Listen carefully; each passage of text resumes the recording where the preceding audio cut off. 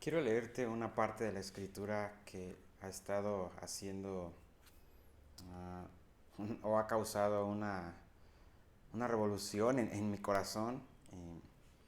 Y es en el Evangelio de Juan, capítulo 2. He estado meditando mucho en este Evangelio, pero sobre todo comenzando con este capítulo porque vemos ahí una historia donde Jesús va a unas bodas, ¿no? Y me llama la atención porque casi al final de esta historia dice, y este principio de señales hizo Jesús. Entonces esta es una señal muy importante que Juan, el discípulo, se toma el tiempo para poder narrar o puntualizar ciertas anécdotas que él experimentó o que para él fueron cruciales en su vida, ¿no? Y que nos las dejó ahí en el Evangelio escritas con un propósito interesante, ¿no? Y ¿sabes cuál es este principio que yo veo? Es a un Jesús que es el único que puede trasladarnos de la muerte a la vida. Y esta historia empieza con eso. Y de ahí empiezan a desarrollarse o historias tras historia con esta realidad, ¿no? Después viene la historia de Nicodemo, la mujer samaritana, un hombre que estaba ahí en un estanque esperando que alguien le ayudara a entrar al agua, hasta terminar en un hombre llamado Lázaro, que era amigo del Señor Jesús, que murió literalmente o físicamente y ya tenía 4 días de muerto. Pero Jesús va intencionalmente ahí para resucitarlo, pasarlo de la muerte a la vida, ¿no? Entonces es bien interesante todo esto, pero todo esto comienza en esta historia de las bodas de Caná. Mira, te la quiero leer y solo voy a explicar un poquito y espero que sea de bendición para tu vida. Juan capítulo 2 versículo 1 en adelante dice, al tercer día se hicieron unas bodas en Caná de Galilea y estaba allí la madre de Jesús. Fíjate, para empezar dice en el tercer día. Sabemos que el tercer día se habla del día de la resurrección, ¿no?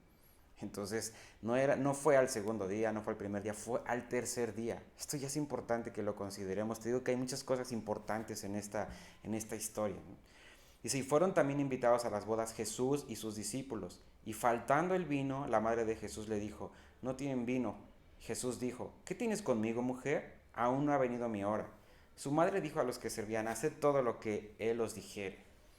Fíjate, Jesús está ahí, Jesús llegó ahí intencionalmente, o sea, no fue como, hoy muchachos, es el día libre, vamos a una fiesta, ¿no? Jesús llegó intencionalmente ahí porque él quería enseñar algo a sus discípulos y a nosotros también. Entonces llega justo a una boda donde él sabía que el vino se iba a terminar. Y esto es bien, bien interesante. El vino en esta parte representa como el placer o el disfrute en cuanto a las cosas del mundo. Y esto me llama mucho la atención porque, mira, yo quiero animarte con esto. Conforme avanzamos en el tiempo, yo veo que en la sociedad cada vez estamos más, siempre ha sido, pero ahora mucho más estamos envueltos en muchas cosas del mundo con respecto a lo que le causa disfrute y placer al hombre. Puede ser muchas cosas, puede ser el entretenimiento, pueden ser los deportes, puede ser el trabajo, puede ser el tener posesiones, pueden ser lo que quieras. Muchas cosas que a veces o que más bien nos causan un disfrute y nos hacen sentir hasta cierto punto como, sí, disfrutar algo, ¿no? Pero ¿qué crees? Según esta historia, todo en lo que tú encuentres un disfrute y un placer que no sea Cristo o que no sea en la vida de Dios, se te va a acabar.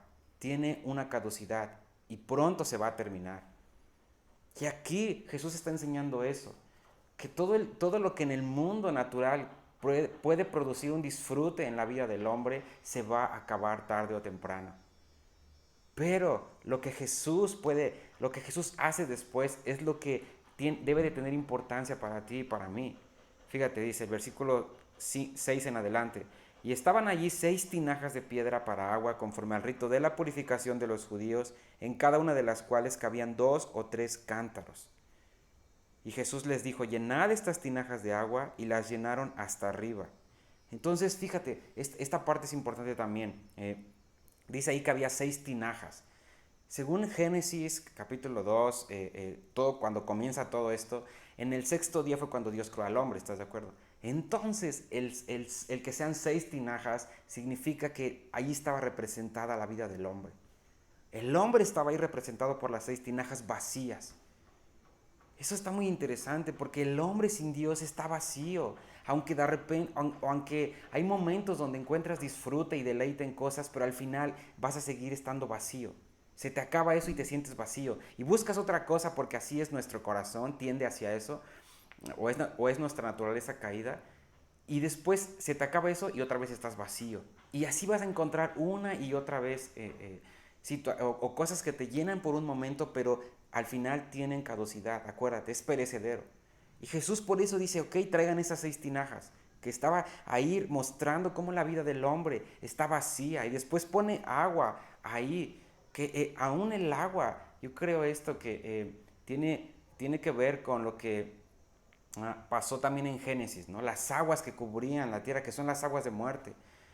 El hombre sin Dios está lleno de muerte, esa es la verdad. No hay otra opción. El hombre sin Dios, sin la vida de Dios, solo hay muerte ahí. O sea, está muerto, esa es la verdad. Espiritualmente está muerto. No físicamente, pero espiritualmente está muerto. Y al final eso, el estar muerto espiritualmente va a traer la muerte física totalmente, ¿no? Entonces, esta parte es interesante. Y luego continúa diciendo, versículo 8, entonces les dijo, sacad ahora y llevarlo al maestresala, y se lo llevaron. Y cuando el maestresala probó el agua hecha vino, sin saber él de dónde era, aunque lo sabían los sirvientes que habían sacado el agua, llamó al esposo y le dijo, todo hombre sirve primero el buen vino, y cuando ya ha bebido mucho, entonces el inferior, mas tú has reservado el buen vino hasta ahora. Este principio de señales hizo Jesús en Caná de Galilea y manifestó su gloria, y sus discípulos creyeron en él.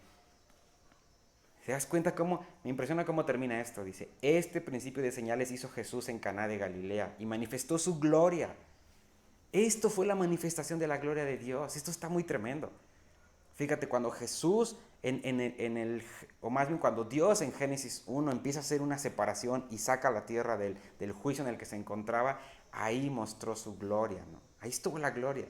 Entonces aquí el que Jesús convirtiera el agua en vino está expresando o manifestándonos cómo solamente Jesús es el único que puede convertir el agua en vino, el único que puede convertir la muerte que hay en el hombre en vida. Y muchas veces tenemos, aún como creyentes, tenemos muerte todavía. Hay muerte en ciertas áreas. Hay muchas áreas, o ciertas o pocas, no sé, depende de cada quien. Hay áreas que están llenas de muerte dentro de nosotros y que tienen que ser cambiadas en vino. Esa agua tiene que ser cambiada en vino.